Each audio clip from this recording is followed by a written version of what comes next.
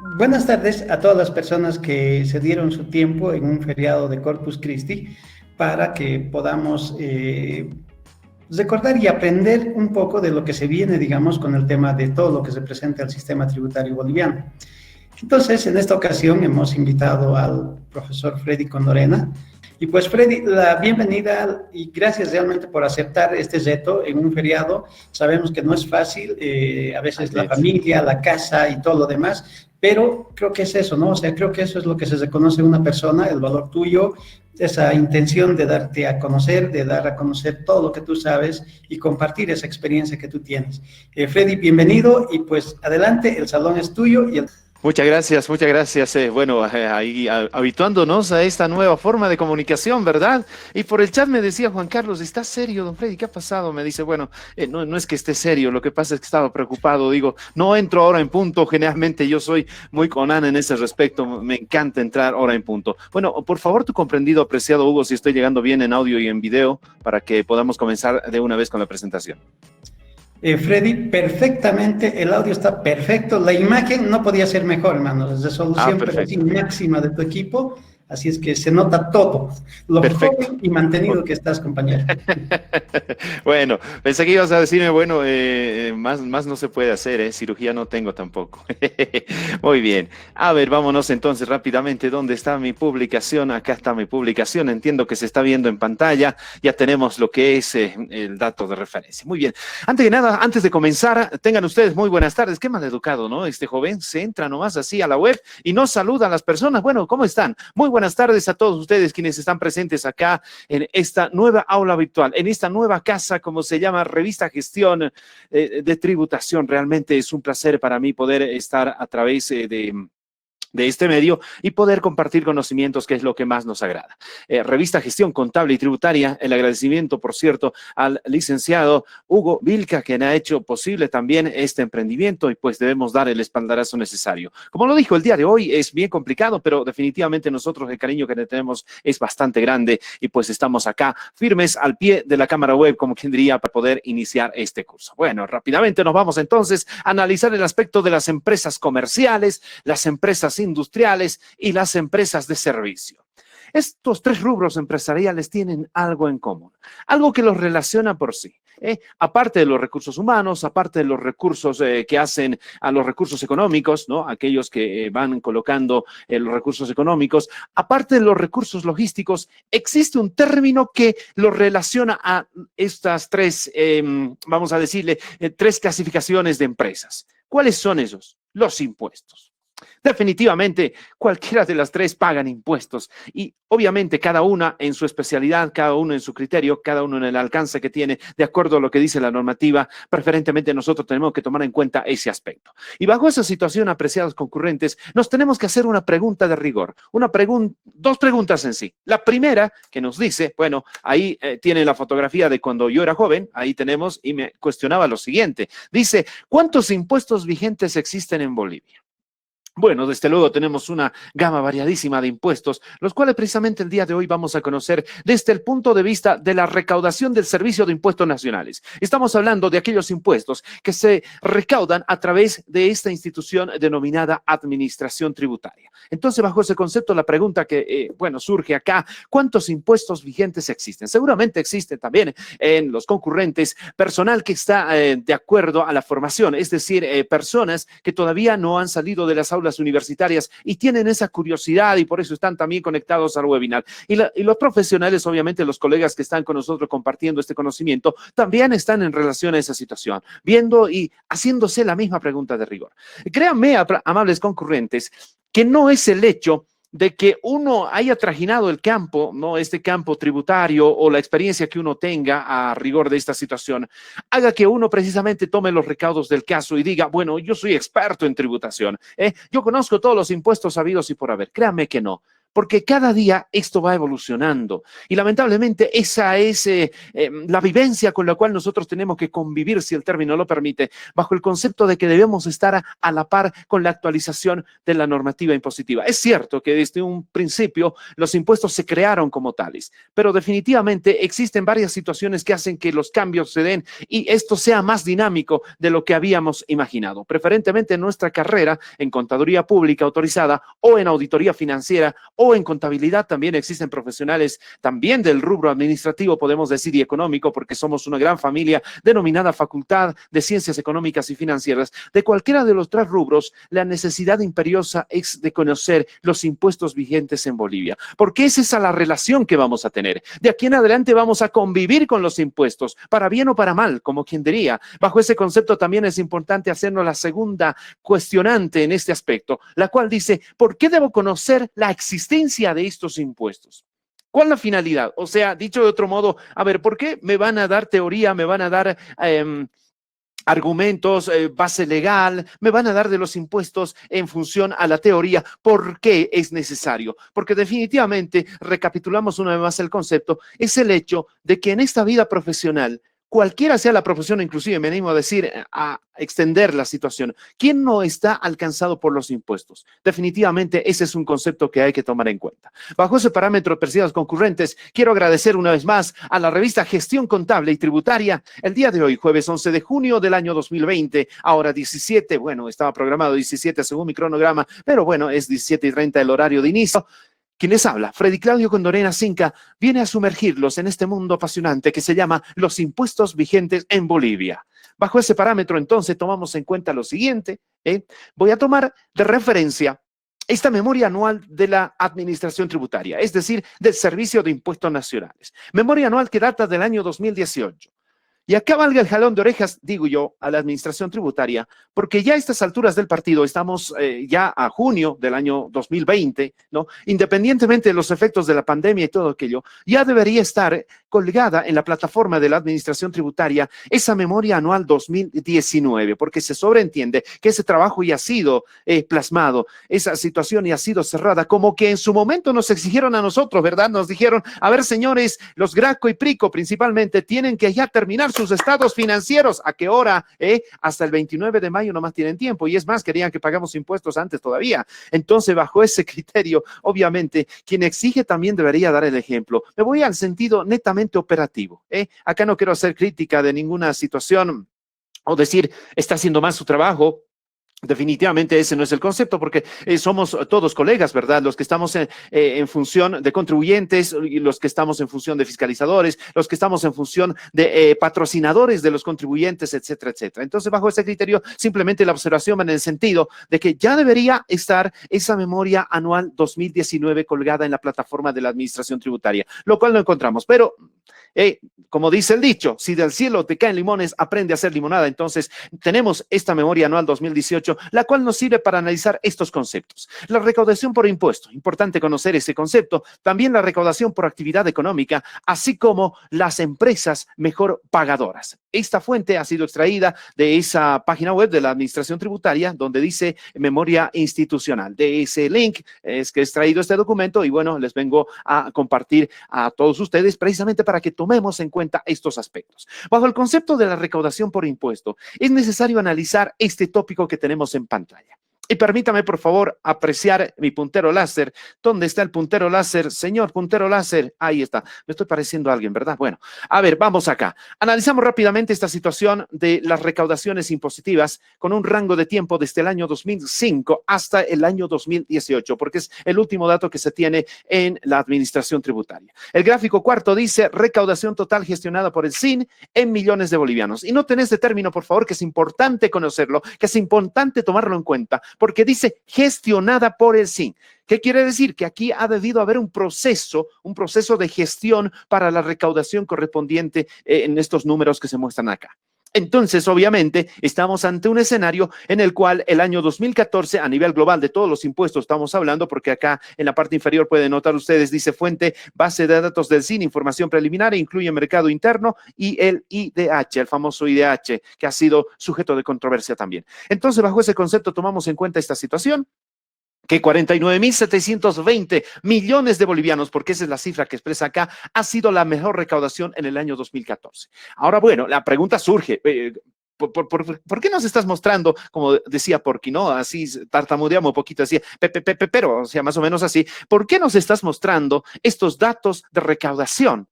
¿Cuál es el argumento? Porque hasta donde sé, el título dice los impuestos vigentes en Bolivia. Bueno, definitivamente esta situación la descuidamos un poco. Ese es el punto a tomar en cuenta. Descuidamos un poco el saber cuánto se está recaudando a nivel global, porque definitivamente tenemos que enfocar el punto impositivo, tanto para los fiscalizadores como para los contribuyentes, enfocar desde el punto de vista como si fuera un producto. Vamos a hacer de cuenta que estas barras de rendimiento, estas barras de recaudación, representan precisamente productos vendibles.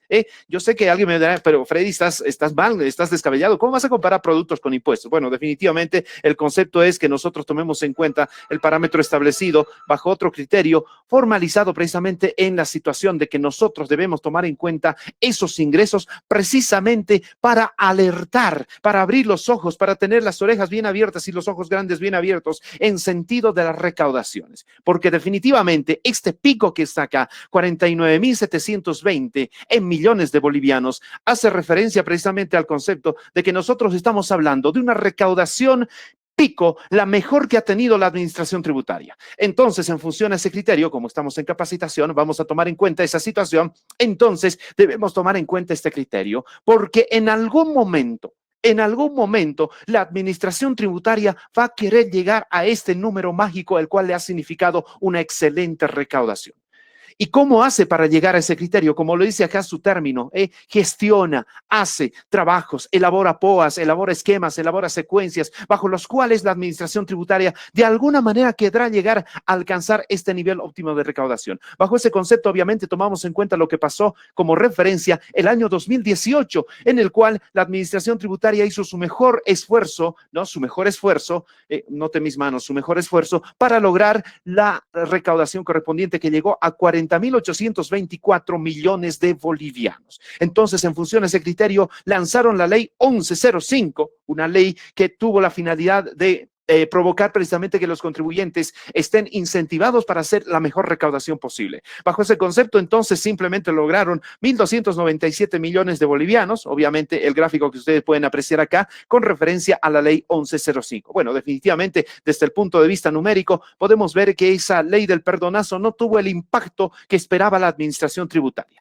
Entonces, bajo ese concepto, tenemos la primera idea en cuestión, que en algún momento, en alguna situación, la administración tributaria querrá llegar a este número óptimo en el cual tuvo la mejor recaudación. Para ello estarán los procesos de fiscalización, para ello estarán las revisiones, para ello estarán precisamente las pesquisas que se hace a la documentación respaldatoria de los impuestos correspondientes, y es por eso que vengo a poner en el tapete de la discusión la importancia de conocer las recaudaciones, porque este nos sirve de sensor base para llegar a determinar esos aspectos.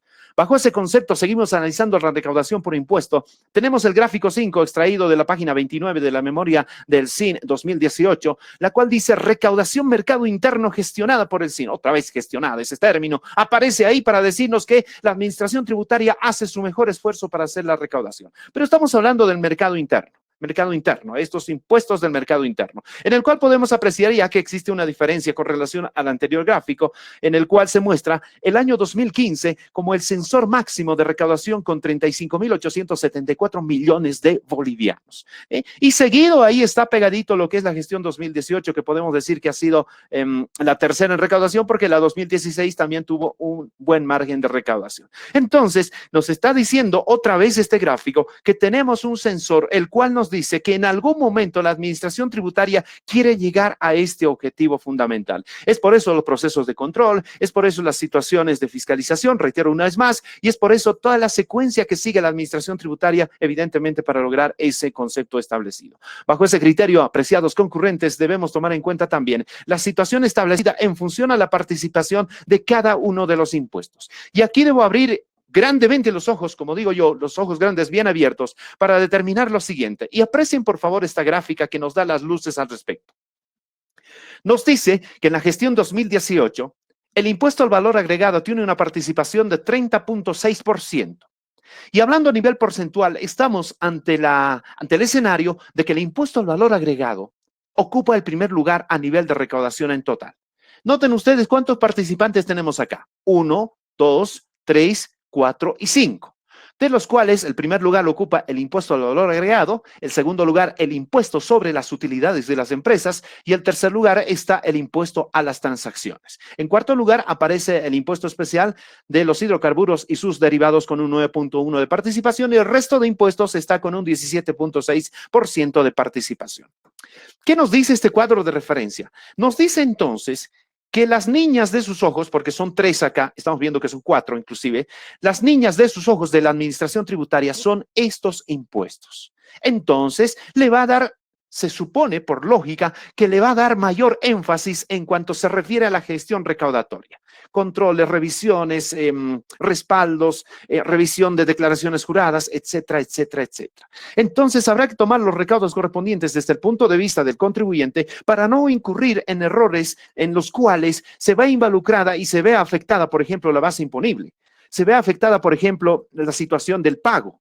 Se hubiera impuesto un menor pago o un mayor pago, etcétera, etcétera. Se ve afectado, por ejemplo, los respaldos que hacen a estos impuestos en cuestión. Entonces, esto nos sirve de punto de referencia precisamente para introducirnos de lleno a lo que es los impuestos en sí en nuestro medio.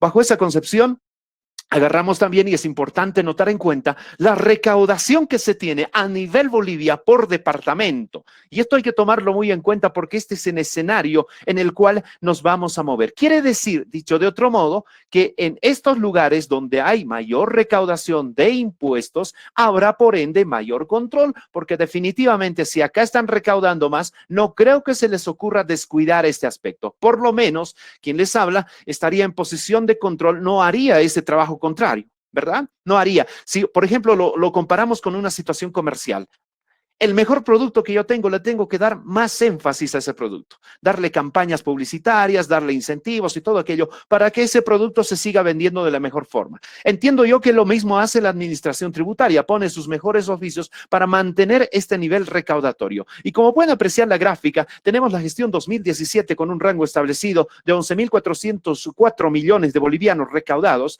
y una subida en el departamento de Santa Cruz para la gestión 2018 de 12.016 millones de bolivianos, lo cual quiere decir que se están ejecutando correctamente tal vez las funciones de control, las funciones de multa establecidas por la administración tributaria, pero se está haciendo algo para subir esa recaudación. En la ciudad de La Paz, que es el segundo componente o el segundo en recaudación, ha tenido una leve y sustancial subida, ¿no? No ha sido un incremento tan abismal como en Santa Cruz, por ejemplo. Entonces, obviamente, se harán las gestiones del caso. Quienes menos deberían estar preocupados, diría yo, en el sentido del aporte o de la situación de respaldos y todo aquello, son los del departamento de Cochabamba, Potosí, Tarija, Chuquisaca, Oruro, Beni y por último Pando, que son los departamentos que menos hacen el aporte al erario nacional en cuanto se refiere a los impuestos. Ahora bien, hay que tomar en cuenta también un factor fundamental, es el hecho de que está inmiscuido en este gráfico recaudatorio el hecho de del movimiento que existe a nivel comercial.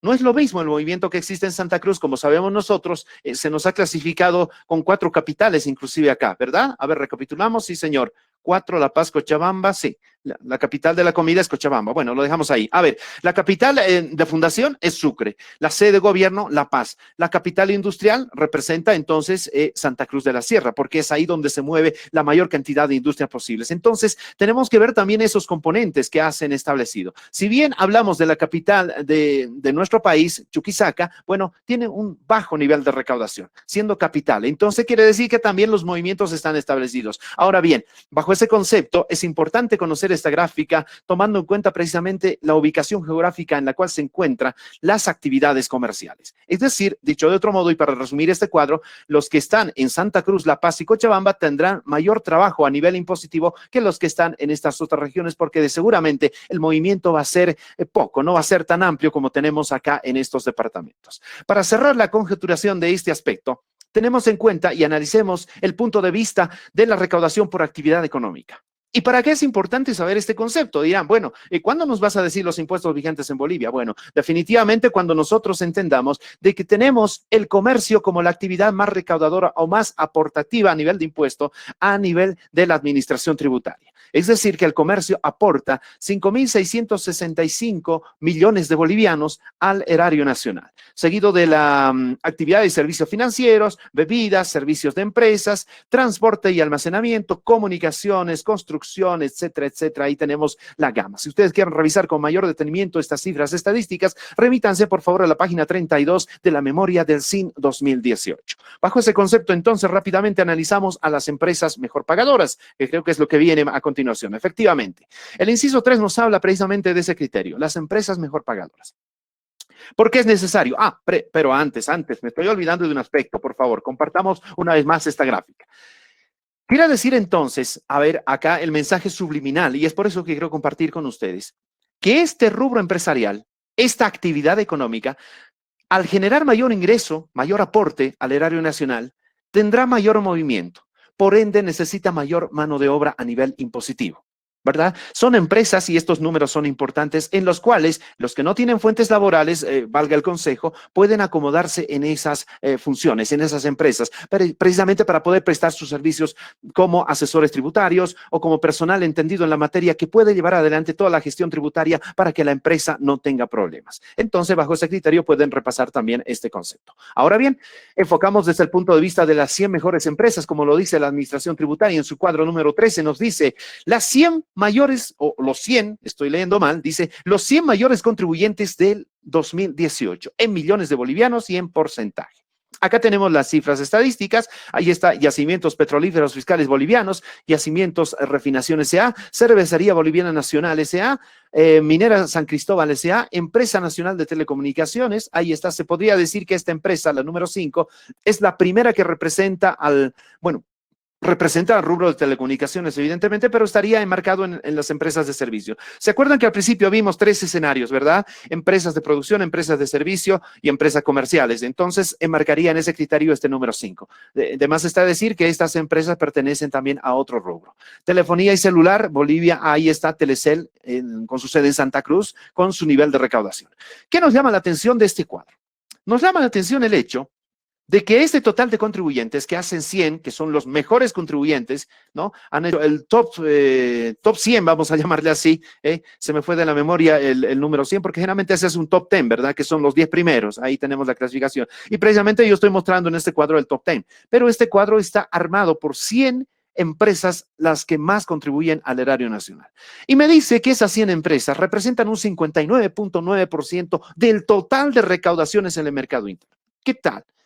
Esa noticia realmente nos sirve muchísimo a nivel de análisis porque definitivamente estamos viendo que solo 100 empresas de la gran variedad de contribuyentes que existe hacen casi más de la mitad del aporte del erario nacional. Entonces, si estas empresas por alguna situación, por alguna causa, un efecto COVID masivo, qué sé yo, alguna situación que se presente extraordinaria, hicieran que desaparezcan del mercado, definitivamente ese porcentaje de recaudación corre el riesgo de no ingresar a las arcas del erario nacional. Entonces, es importante conocer esta cifra estadística. Bajo ese criterio, apreciados concurrentes, tenemos este dato que me llama la atención con referencia a las 100 mejores empresas. Estamos hablando del criterio de esta clasificación que se dio en la última resolución normativa de directorio, que hace referencia a la implementación, a la fallida implementación del sistema de facturación electrónico, en el cual nos fijaban plazos establecidos, ¿verdad? Ahí están los anteriores plazos, después se postergó para julio y para junio, precisamente, ya teníamos que haber implementado el sistema de facturación electrónico, pero definitivamente la Administración Tributaria vio que no había condiciones y decidieron derogar toda esa situación, o sea, borrón y cuenta nueva y quedamos en lo mismo. Bueno, pero nos sirve de referencia esta información. Miren, a esa fecha, a esa situación, ese dato estadístico que presentaba la Administración Tributaria, estamos hablando de contribuyentes que están alcanzados por los impuestos, obviamente. Aquí no están los contribuyentes que están inscritos en regímenes especiales, porque ellos no facturan, en primer lugar, y obviamente no están alcanzados por algunos tributos. Bajo esa situación nos dice que a esa fecha existían 244.728 contribuyentes o debidamente registrados. Estamos hablando a nivel global, profesionales liberales, empresas unipersonales, etcétera, etcétera. Todos los contribuyentes están ahí. Y haciendo un paragón y una analogía con lo que se refiere a la implementación de la facturación electrónica que en su momento se iba a dar, podemos sacar a acotación de que 4.049 representan a los grandes y principales contribuyentes, más o menos por ahí. Y en la computarizada también. Digamos que son los dos. Entonces hacemos unos 11.000 contribuyentes más o menos. Pero noten ustedes la cifra estadística que nos lanza la Administración Tributaria tributaria, donde nos dice que 100 empresas son las mejores contribuyentes en este aspecto, las que mejor han aportado al erario nacional. Ahora bien, esas 100 empresas del total del universo hasta ese entonces, porque ahora se supone que ya han debido incrementar más contribuyentes, solo representa el 0,04% del total de contribuyentes. O sea, aquí definitivamente algo anda mal, o como quien diría, que alguien me explique, ¿no? Alguien decía más o menos así. Entonces, mire, el punto es ese. Solo el 0,04% hace el 59% de recaudación. Obviamente, seguro están los números ahí y dirán, bueno, no vas a comparar empresas grandes con empresas chicas, definitivamente. Obvio que no. Se supone que las empresas grandes dan mayor aporte impositivo y las pequeñas de acuerdo a lo que dice la Constitución Política del Estado. Contribuir de acuerdo a la capacidad económica. Está bien, muy de acuerdo, pero ni siquiera, miren, lleguen a este concepto. Ni siquiera llegan a ese concepto. Lo ideal hubiera sido encontrar unos números que diga las 100 mejores empresas, no, que diga las 1000 mejores empresas aportantes en el país. Porque se está cargando un peso impositivo en un sector de los contribuyentes, en este caso el 0,04%. Aspecto que obviamente deberá ser analizado a profundidad y para determinar precisamente los aspectos que hacen referencia a este concepto y poder ver algún mecanismo para que todos los contribuyentes estén inmersos en esta situación. Y debemos tomar en cuenta también otro aspecto fundamental. Agarrándonos de ese trabajo investigativo que hizo el Banco Mundial en la gestión 2018, en ese famoso work paper en el cual decía que el mercado informal en Bolivia está dado en el margen del 80%. Es decir, estos 244.728 contribuyentes son parte del 20% del mercado formal. ¿Y los otros qué? ¿Dónde están tributando? Ese es el concepto a tomar en cuenta. Entonces, bajo ese criterio y haciendo ese parangón de la normativa y revisando lo que es la recaudación y todo aquello, para adentrarnos de lleno en lo que dice la Ley 2492, ya conceptualmente hablando. Bajo ese concepto, tenemos lo que dice el capítulo 2 de los tributos para hallar un concepto claro de lo que son los impuestos y así meternos ya de una vez a lo que es el concepto que hemos venido a hablar el día de hoy. El artículo 9 nos dice concepto y clasificación. Nos está hablando que los tributos son tributos, mejor dicho, como dice acá, son tributos, las obligaciones en dinero que el Estado, en ejercicio de su poder de imperio, este es el concepto que hay que tomar en cuenta. A veces nos hacemos la interrogante y nos decimos, pero ¿por qué el Estado me molesta? ¿Por qué el Estado me dice paga impuestos?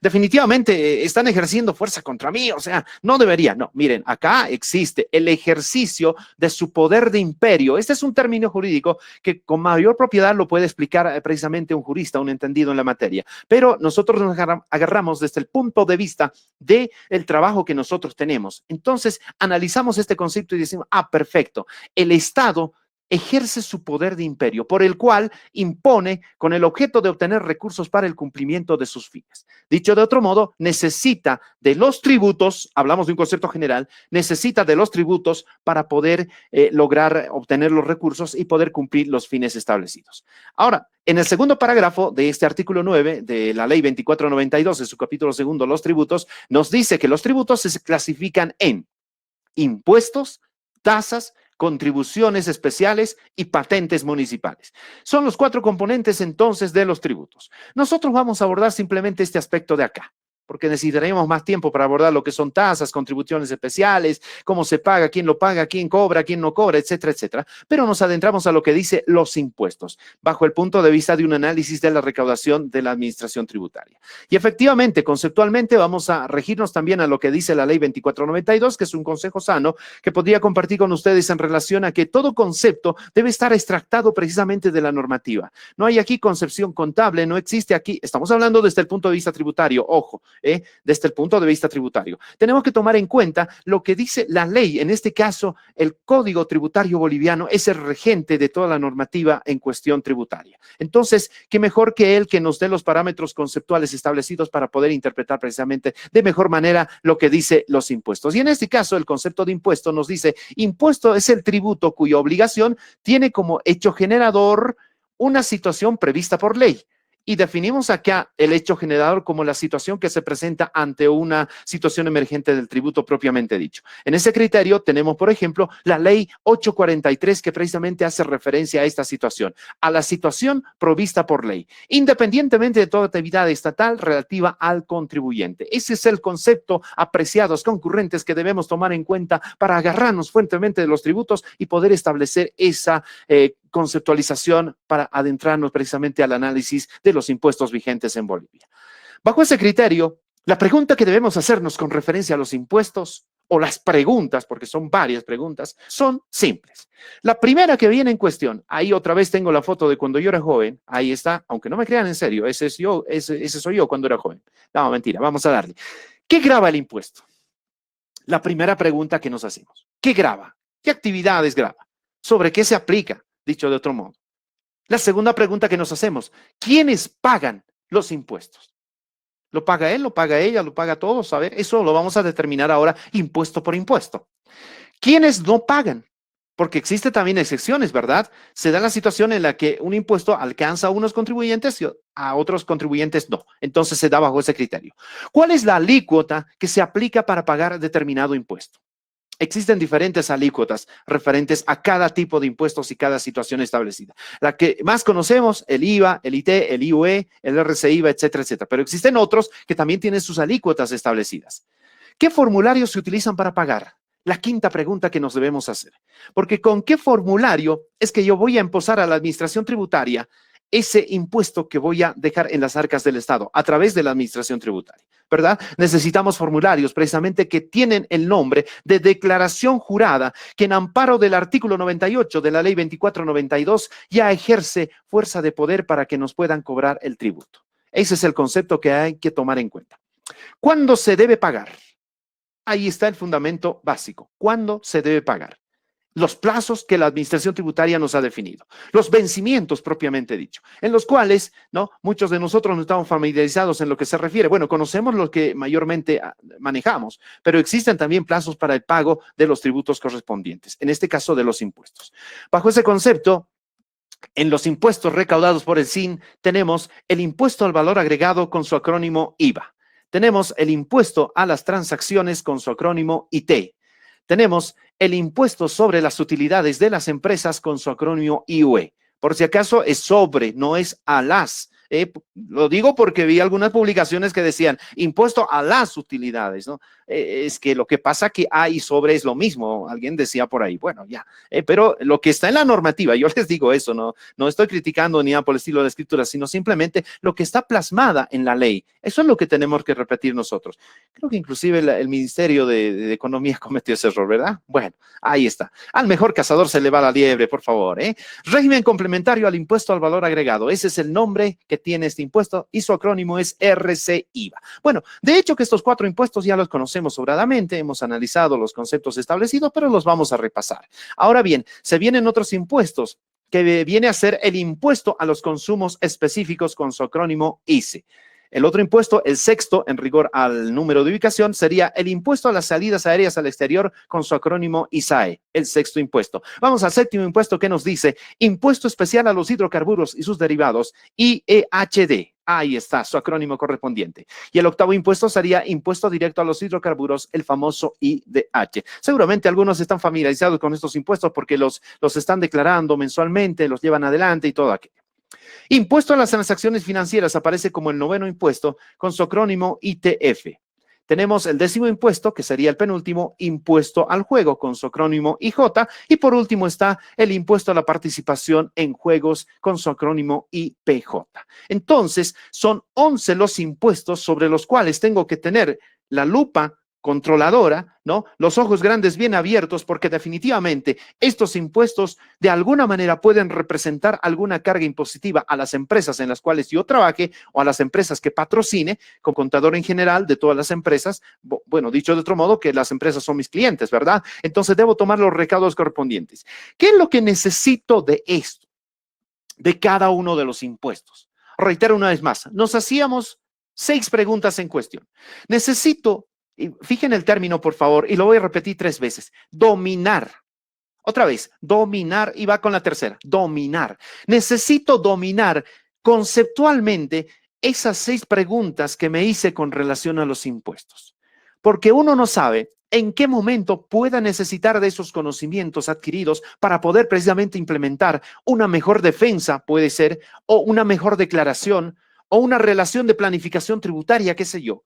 Son conceptos establecidos y es por eso la importancia de conocer esos 6 conceptos, valga la redundancia, de los impuestos en cuestión. Y bajo ese criterio nos introducimos rápidamente a la situación del impuesto al valor agregado. Ese es el nombre, impuesto al valor agregado IVA, su acrónimo IVA. ¿Qué grava? Bueno, definitivamente son conceptos que tal vez ya conocemos, pero no está por demás repasar. Ventas habituales de bienes inmuebles, alquiler de bienes muebles y o inmuebles, servicios en general y contratos de obra, importaciones definitivas, arrendamiento financiero, leasing con bienes inmuebles. Esos son los conceptos alcanzados por el IVA. A eso es que yo voy a pagar este impuesto al valor agregado.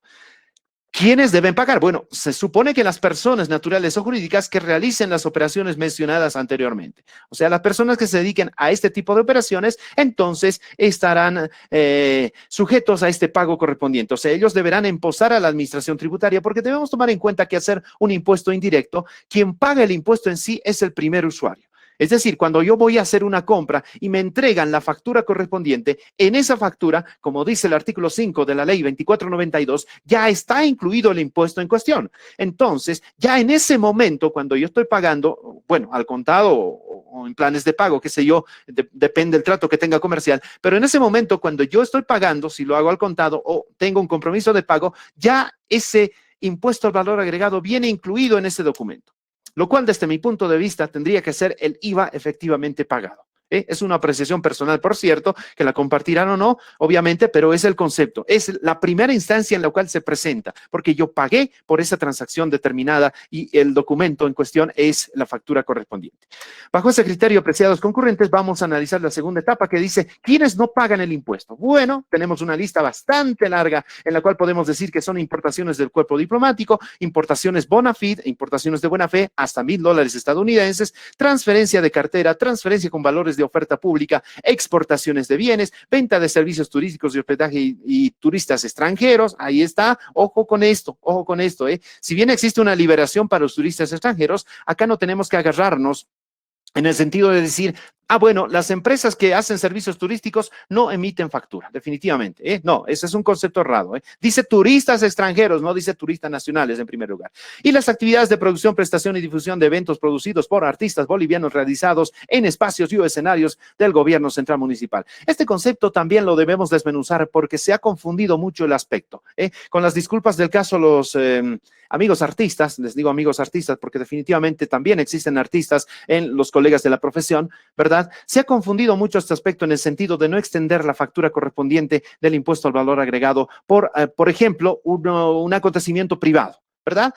Ahora que obviamente está prohibido por el COVID-19, pero definitivamente cuando la situación estaba normal, había muchos acontecimientos en fin de semana. Y bajo ese concepto el artista decía, no, a mí no me alcanza el IVA porque me han exonerado, yo no pago el IVA, definitivamente. Pero la condición es que cuente con auspicio del extinto Ministerio de Culturas, el gobierno central o el gobierno municipal en relación que esa actividad se realice en los ambientes de estas instituciones. No está diciendo que todo está exento. Entonces, bajo ese criterio, una fiesta personal deberá nomás contar con la emisión del documento correspondiente. Un aspecto que no se toma en cuenta definitivamente por la recurrencia del caso, pero en algún momento seguramente se tomarán los recaudos del caso. Impuesto al valor agregado. Vamos, ¿cuál es la alícuota? Bueno, ya conocemos todos, 13% sobre las ventas y compras alcanzadas, los formularios con los cuales se paga, el formulario 200 para operaciones de mercado interno, el formulario 210 para exportaciones que solicitan devolución impositiva. ¿Y cuándo se paga? Bueno, ya sabemos nosotros que se paga de forma mensual de acuerdo al vencimiento del último dígito de NIT. Estamos repasando el impuesto al valor agregado. Bueno, tal vez por el conocimiento de todos nosotros puedo hacerlo esto de una forma más rápida, precisamente para adentrarnos a los otros impuestos que no son tan conocidos por todos nosotros. Bueno, estos son el impuesto a las transacciones, ingresos brutos devengados obtenidos por el ejercicio de la actividad gravada, lucrativa o no. Comercio, industria, profesión, oficio, alquiler de bienes, contratación de obras, prestación de servicios, transferencia, título gratuito de bienes muebles, inmuebles y derechos. Esos son los conceptos gravados por este impuesto. Y obviamente quienes pagan, las personas que se dedican a estas actividades. Empresas públicas y privadas, sociedades con o sin personería jurídica, los agentes de retención, efectuados en las personas naturales o sucesiones. Está hablando de las retenciones que se realiza por concepto de impuesto a las transacciones. Si bien existe una alícuota directa que hace referencia precisamente a estas situaciones, también el impuesto a las transacciones se diferencia con la retención correspondiente. Bajo ese concepto tenemos el punto de vista de encarar este criterio con quienes no pagan el impuesto. Y tenemos ahí un montón de situaciones, por ejemplo, trabajo personal en relación de dependencia, ellos no pagan, desempeño de cargos públicos, exportación de bienes, servicios prestados por el Estado plurinacional, establecimiento, venta de libros, diarios, publicaciones informativas, compra-venta de valores definidos, responsabilidad limitada, compra-venta de minerales materiales, transferencia de cartera, actividades de producción, prestación de servicio. Bueno, esto está hablando de los artistas también que están exonerados de este impuesto, pero bajo la condición de que deben tener un auspicio de las entidades correspondientes, como es el gobierno municipal, Ministerio de Cultura, etcétera, etcétera. Entonces, para resumir lo que está en el listado acá, todas las transacciones que dan situación precisamente al hecho transaccional estarán alcanzados por el impuesto a las transacciones, como su nombre lo dice. Bajo ese concepto analizamos rápidamente la alícuota que conocemos, que es el 3%. Los formularios con los cuales se paga son 4 los formularios que intervienen con el impuesto a las transacciones. El que habitualmente nosotros manejamos, el 400 para operaciones comunes, el 410 para las retenciones, en algún caso se maneja, pero tenemos acá el formulario 440 para retenciones de agencias de viaje. Ellos realizan la declaración en este formulario. Y el formulario 430 para transferencias de títulos gratuitos o venta de inmuebles, automotonaves, aeronaves, cuotas de capital y otros bienes. Bueno, esto lo van a tener precisamente cuando se les entregue algún bien en calidad de herencia, ¿verdad? Ahí aparece precisamente y tienen que pagar en este formulario correspondiente para hacer el ejemplo un poco más claro. Bajo esa situación, entonces, ¿cuándo se paga? Bueno, el formulario 400-410 de acuerdo al último dígito NIT, pero el formulario 440 se paga de forma mensual, vencimiento 10 de cada mes. Al vencimiento 10 de cada mes. O sea, si digamos la transacción por este concepto, por retención de agencias de viaje del mes de junio, por decir que estamos por concluir, no lo vamos a concluir, tendremos entonces hasta el 10 de julio para poder pagar. Y en cuanto al formulario 430, tenemos 10 días hábiles posteriores a la fecha de la transferencia. Sigamos el día de hoy, hoy es 11. 10 días hábiles, dice ahí claramente, en situación precisamente a lo que dice el Código Tributario, ¿verdad? Ahí diferencia, solo 10 días hábiles, después arriba de 10 son días calendario, ¿no? Bajo ese concepto hay que tomar en cuenta. Entonces nos está diciendo acá que se pagan 10 días hábiles posteriores a la fecha de la transferencia. Si el día de hoy se hace la transferencia, que es 11 de junio, tengo 10 días entonces hábiles, obviamente hábiles, para poder hacer el pago correspondiente a través de este formulario. Esa sería la característica importante del impuesto a las transacciones. Ahora tenemos lo que es el impuesto sobre las utilidades de las empresas, que se divide en rubros, en 4 rubros establecidos. Vamos a analizar el primero, el que habitualmente nosotros conocemos, en el cual nosotros estamos ahora con el dolor de cabeza, ¿verdad? Presentando nuestras utilidades sobre las empresas, ¿no? Definitivamente es un dolor de cabeza a fin de año. Bueno, ¿qué grava? La utilidad neta imponible es la que grava. Estoy hablando de empresas jurídicas, las que tienen registros contables. Estoy hablando de esas empresas, que hacen registros contables. Entonces, obviamente, ¿sobre qué grava? Sobre la utilidad neta imponible. Pese a que en la normativa, pese a que en la ley, en su título tercero, ley 843, nos habla sobre la utilidad obtenida, dice, pero nosotros sabemos que haciendo los artificios de cuestión, es decir, al resultado de la gestión le restamos los ingresos no imponibles, le sumamos los gastos no deducibles y le reducimos las pérdidas acumuladas, estamos hablando de la utilidad neta imponible. Se da casos en los cuales existe resultado negativo en la gestión y al influjo de estas operaciones exentas que dice la normativa, especialmente lo que está estipulado en el Decreto Supremo 24051, pues se corre el riesgo de obtener utilidad en el caso de que se tenga pérdida contable. Entonces, estos conceptos también están involucrados y es por eso que los puse allá sobre la utilidad neta imponible, que para mí tiene el acrónimo de UNI. ¿Quiénes pagan? Bueno, las empresas públicas, privadas, mixtas, incluyen las unipersonales, los agentes de retención. También se hace una retención con referencia al impuesto sobre las utilidades de las empresas. Estas empresas también tienen que pagar. Dicho de otro modo, las empresas que llevan registro contable. Bueno, ese no es ningún misterio, ya tenemos ahí la referencia del caso. Ahora vámonos a quienes no pagan. Bueno, definitivamente el gobierno nacional, gobiernos autónomos, universidades públicas, asociaciones, fundaciones, instituciones. Ahora, las fundaciones sin fines de lucro no pagan el impuesto sobre las utilidades de las empresas, siempre y cuando, ojo, esta regla no es para todos, no es el hecho de que yo tenga el mote de ONG, ya no voy a pagar, no. Debo ir a la administración tributaria, hacer un trámite correspondiente, me solicitarán documentos y me aprueban En ese caso sí estoy exento de esta situación. Caso contrario, no. Tendré que cumplir nomás los lineamientos establecidos. Y acá tenemos un ejemplo de nuevas industrias establecidas por ley en determinadas áreas. Por ejemplo, en la Ciudad del Alto existía una ley en la cual decía, y todavía está vigente, en la cual decía toda empresa nueva, toda industria nueva que se constituya en los predios o en los límites de la Ciudad del Alto, entonces estará extinto de este impuesto, o exonerado, no extinto. Extinto es otra palabra, no confundamos, ¿verdad? Bueno, estará exonerado o no estará alcanzado o no pagará, ya dicho de otro modo, ¿para qué nos complicamos la vida? No pagará el impuesto sobre las utilidades de las empresas. Ese es el concepto. Bueno, bajo ese criterio, seguimos analizando las empresas jurídicas. ¿Cuál es la alícuota? 25% sobre la utilidad neta imponible. Ojo, ese criterio. Sobre el UNI, el 25%. Ok, vamos. Los formularios que se declaran, tenemos aquí 5 formularios en cuestión.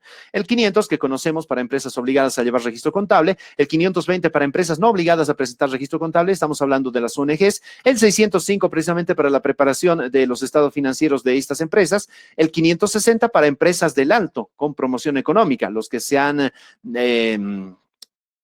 ¿cómo puedo decirles? A ver, los que han logrado tramitar y han logrado no pagar el impuesto sobre las utilidades de las empresas, obtener la autorización correspondiente, entonces pagarán en su formulario 560. A nivel declaración, ojo con esto, apreciados concurrentes, y quiero hacer el recalco correspondiente, porque definitivamente, inclusive en los chats que se habían dado con referencia a la postergación del impuesto sobre las utilidades de las empresas, se decía...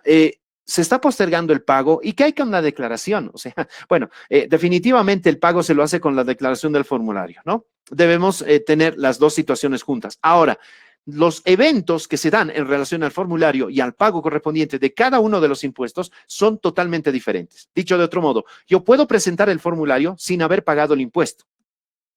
El no presentar el formulario genera incumplimiento a deber formal. Y el no pagar el impuesto genera mantenimiento de valor, el interés correspondiente y esa situación establecida. Pero no genera multa por incumplimiento a deber formal. Más me cobrarán el tributo omitido con su mantenimiento y su interés correspondiente, ¿no? Pero el hecho de no presentar el formulario en las fechas establecidas por la Administración Tributaria, ahí sí me cae lo que es el incumplimiento a deberes formales, el cual está plasmado en la resolución normativa de directorio 103316, el cual tiene una lista extensa de todas las contribuciones o contravenciones que se hace precisamente a este efecto. Y una de ellas es la no presentación de la declaración jurada. Son dos eventos diferentes, pero que están juntos, por así decir, un ejemplo, ¿verdad? Ahora tenemos el 501 que hace referencia a los transportistas. Ellos declaran en este formulario. Los que trabajan en el rubro de transporte seguramente lo hacen acá. Y el formulario 570 que hace referencia a las retenciones del impuesto sobre las utilidades de las empresas. ¿Cuándo se paga? Definitivamente, de forma anual a los 120 días posteriores al cierre de la gestión fiscal. Y el formulario 570, que es el de retenciones, hace referencia a un pago mensual de acuerdo al vencimiento según el último dígito de NIT. Bajo ese concepto, vamos al segundo grupo. Los profesionales liberales u oficio. Bueno, esto se grava sobre la utilidad presunta del monto de los ingresos percibidos, deducido el impuesto al valor agregado y pagado durante la gestión a declararse. Suman todos los ingresos, le deducen el IVA efectivamente pagado o el IVA declarado, como quiera entenderse, y de esa diferencia se saca un 50% como utilidad presunta y sobre eso es que se aplica, ¿verdad? Este concepto establecido. ¿Quiénes pagan? Bueno, obviamente las personas que ejercen profesionales liberales oficio en forma independiente, incluyendo notarios de fe pública, oficiales de registro civil, comisionistas, factores, corredores, etcétera, etcétera, como ejemplo. Entonces estamos hablando de profesionales liberales u oficio. Bajo ese concepto, tomamos en cuenta también lo que dice el impuesto sobre las utilidades de las empresas. Seguimos analizando desde el punto de vista de los profesionales liberales u oficio. Ese U, en vez de ponerle o incluye, ¿verdad? Cualquiera de los dos, eso quiere decir. ¿Quiénes no pagan? Definitivamente los profesionales liberales u oficio en relación de dependencia, es decir, aquellas personas que estén prestando servicios en las empresas en relación de dependencia y que no tengan su número de identificación tributaria. Eso le faltó aclarar a la Administración Tributaria en su momento, ¿verdad? Porque a veces se lleva a la confusión. Ah, no, yo soy dependiente, entonces no pago el IUE, pero tienes tu NIT como profesional independiente. Ah, sí, pero no estoy manejando, o sea, ya hay confusión al respecto. Entonces habrá que analizar muy bien esos conceptos para no entrar en ambigüedades. Las actividades de producción, prestación y difusión de eventos producidos por artistas bolivianos, bueno, estos están exentos definitivamente. ¿Lo eximieron de qué? Del IVA, del IT, ahora del impuesto sobre las utilidades de las empresas. Pero ya sabemos la condición es nosotros, ¿verdad? Bajo ese concepto también hay que enmarcar ese criterio. Muy bien, tenemos la alícuota correspondiente, en este caso es el 25% sobre la utilidad presunta, ¿no? Sobre la utilidad presunta que se determina. Se paga con el formulario 510, adosado con el formulario 110, que hace referencia precisamente al descuento de la utilidad determinada. De la utilidad determinada se puede descontar hasta el 50% con la presentación de facturas de cualquier tipo. Gastos personales de la gestión a declarar. El único requisito que tiene que tener el número de NIT, obviamente, del profesional independiente, ¿no? ¿Cuándo se paga? Definitivamente a los 120 días posteriores al cierre de la gestión fiscal. El otro grupo que hace referencia a este concepto, vamos a poner el puntero láser acá, ahí lo dejamos, es el de beneficiarios del exterior.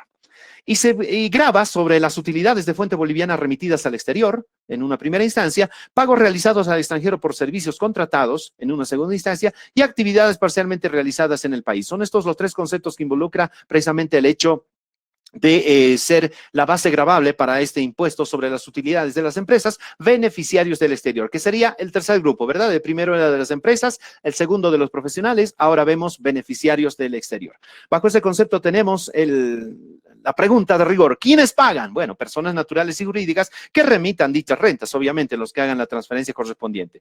Sucursales de empresas extranjeras que efectúen actividades parcialmente realizadas en el país. Estamos hablando de estos pagos realizados ¿dónde está? A ver, acá está. Utilidades de fuente boliviana remitidas al exterior, ¿verdad? Y aquí también dice actividades parcialmente realizadas en el país. Entonces, las personas que hacen eso definitivamente tendrán que pagar el impuesto correspondiente. Ahora, bajo ese concepto, ¿cuál es la alícuota? Bueno, tenemos 4 componentes acá.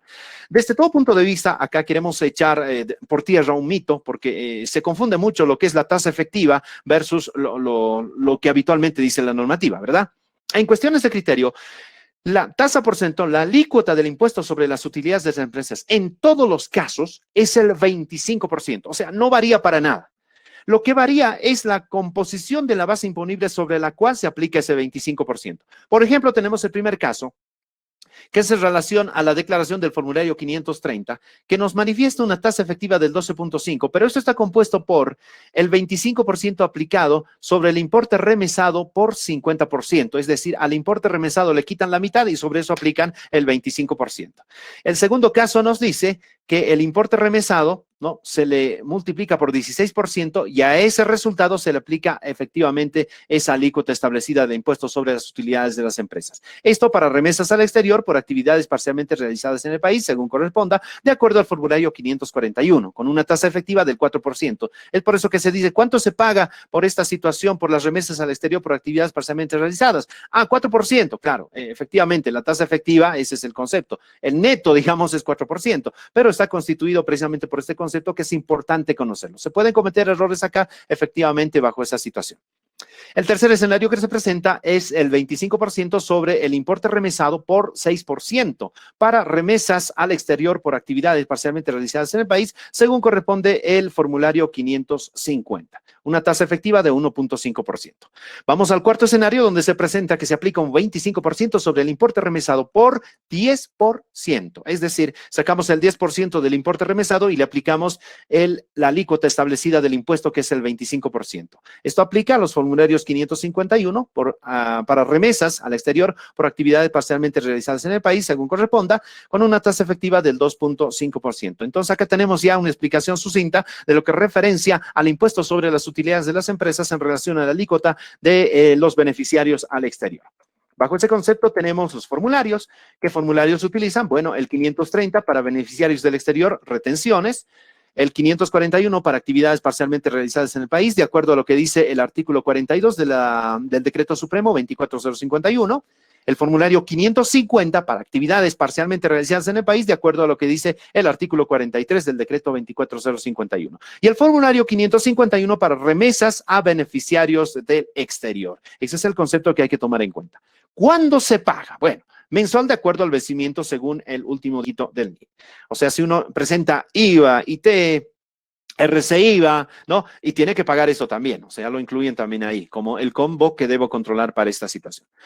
Bajo ese concepto, vamos rápidamente a lo que es la alícuota adicional al IVA para las empresas mineras. No, a través de la normativa se tiene establecido que las empresas mineras cuyas utilidades adicionales originadas por condiciones favorables de precios de los minerales y metales tienen la obligación de dar este empose adicional. Bajo ese concepto, entonces, graban obviamente ese concepto, y quienes pagan, se supone que las empresas mineras, y quienes no están alcanzados por ese impuesto son las cooperativas mineras, que también tienen el rango de empresas mineras, pero se constituyeron como cooperativas mineras. Entonces, ellos no están obligados a pagar esta alícuota adicional a las empresas mineras, precisamente que emerge por las utilidades adicionales originadas por las condiciones favorables de los precios de minerales y metales. Bueno, en estas condiciones nadie tiene precios favorables en metales, así que definitivamente esa alícuota no se lo va a imposar en esa gestión. Digo, por el cálculo establecido, ¿verdad?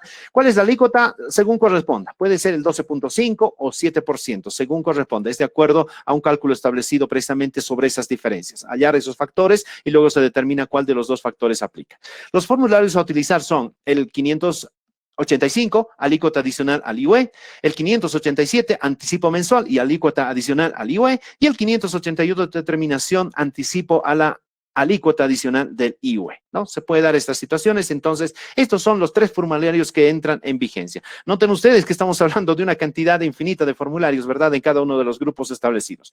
¿Cuándo se paga? Bueno, tenemos los 3 momentos en los cuales se paga este formulario. Se declara y se paga, lo vamos a poner bajo ese concepto. Cuando digo se paga, generalmente la idea flota en el sentido de que debo entregar el dinero en la entidad financiera. No, se declara el formulario, porque si no declaro el formulario, no obtengo el número de trámite. Y si no tengo número de trámite, no puedo hacer el pago correspondiente. Entonces, uno está relacionado con el otro, independientemente de que tengan sanciones diferenciadas.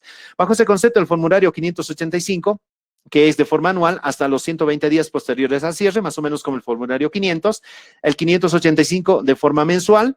No, estamos hablando, perdón, del 587, que vendría a ser este. Hay un error de transcripción acá.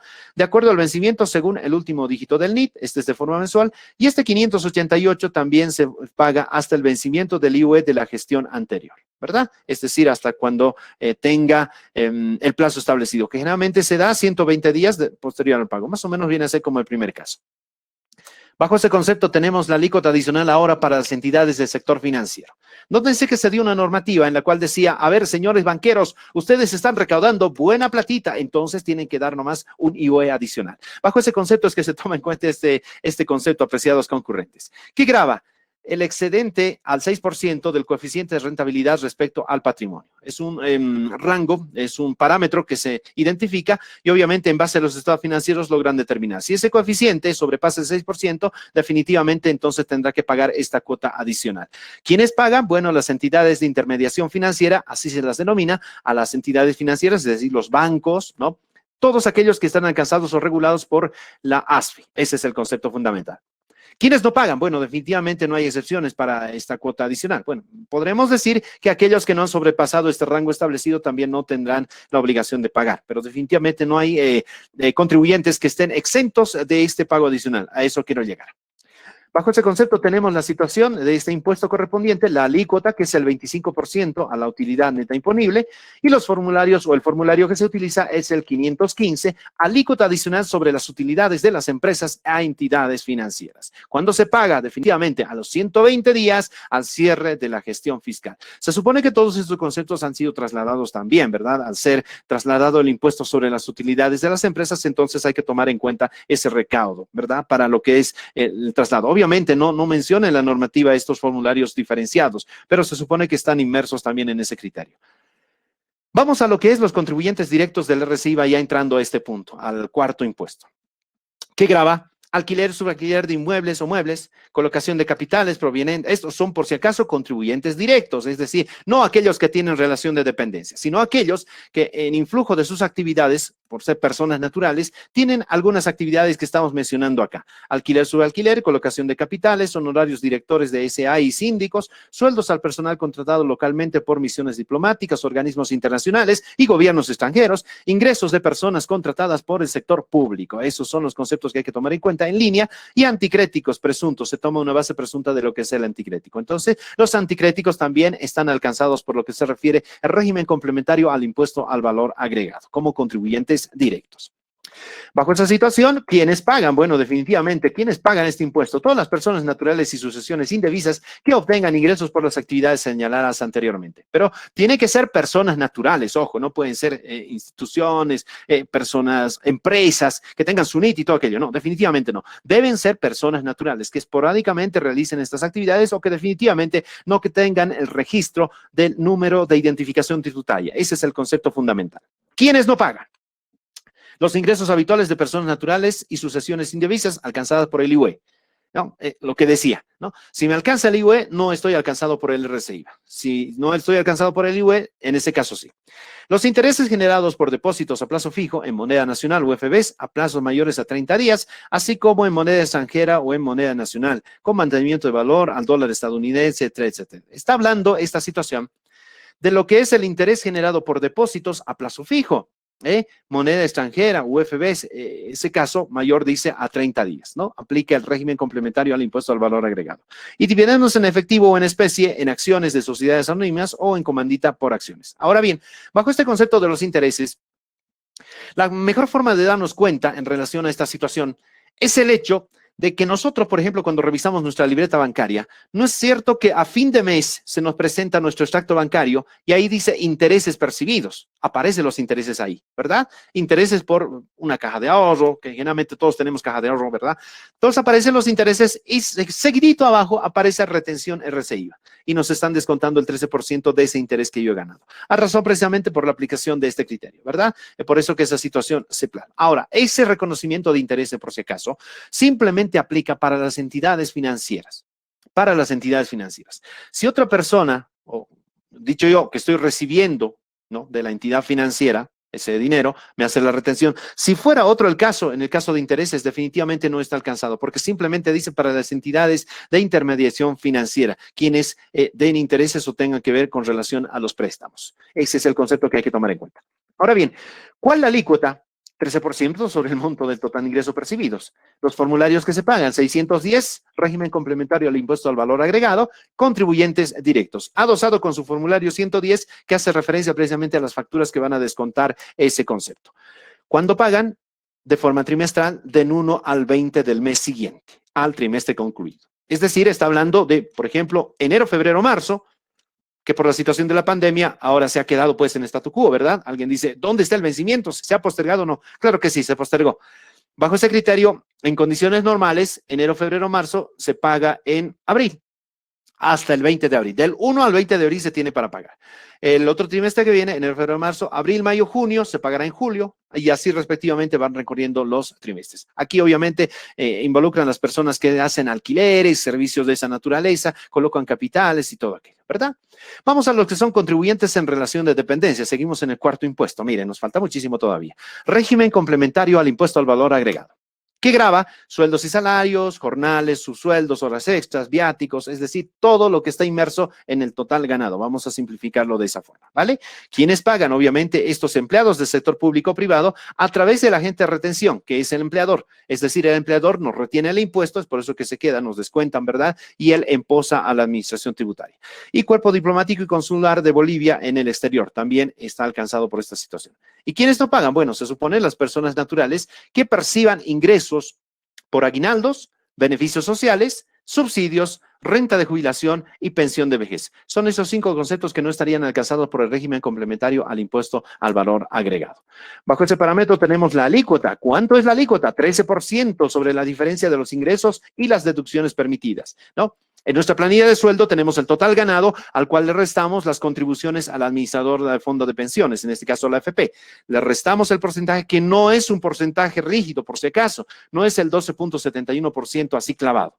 Hay que tomar en cuenta que existen 4 o 6 situaciones en las cuales se involucra precisamente los dependientes. Pueden ser que existan personal no jubilado menor a 65 años, personal no jubilado mayor a 65 años, personal jubilado menor a 65 pero que no quiere aportar, mayor a 65 que no quiere aportar, personal jubilado que quiere seguir aportando, menor a 65 y mayor a 65. O sea, son esos parámetros que hay que tomar en cuenta. Son 6 escenarios en los cuales se diferencian los aportes correspondientes en lo que se refiere al riesgo común, la comisión, etcétera, etcétera, ¿no? Ese aporte correspondiente. La cotización también está involucrado ahí. Entonces, no es un 12.71 rígido, varía de acuerdo precisamente a esos conceptos establecidos. Y obviamente tenemos que tomar en cuenta acá en las contribuciones el hecho de ese aporte de los que perciben ingresos mayores a 13,000 bolivianos. Eso también hay que tomar en cuenta.